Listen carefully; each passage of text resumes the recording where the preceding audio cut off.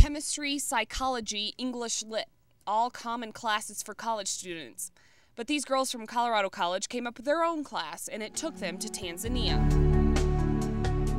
Our primary reason for going is to teach about HIV and AIDS because I think it's somewhere over 50% of the people are infected with AIDS.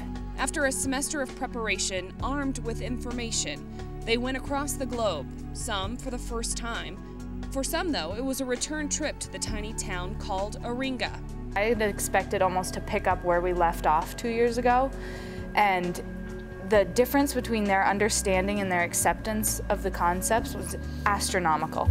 It's like they'd been in our class or someone else's class for the last 2 years straight.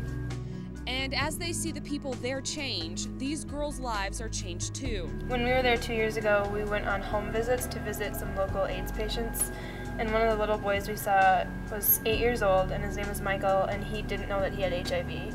But he was tiny and had a very badly infected eye and was just very, very sick. And we went on home visits the first day that we were in Iringa, and Michael showed up, and he was unrecognizable. Yeah, unrecognizable. His eyes were healthy. He had gained a lot of weight. He looked like a normal 10-year-old boy, and the best part was that he came to one of our children's seminars and learned about HIV. At the end of one of our women's seminars, all the women stood up and just started singing a thank you song to us in Swahili, and that was incredibly moving. They say the government has had a lot to do with improvements made in AIDS education and prevention, but there's much to be done still, and that, they say, has to come from their own culture. One of our long-term goals is to give the people of this, whether it be town, country, or continent, the resources and the education so that they can become the teachers.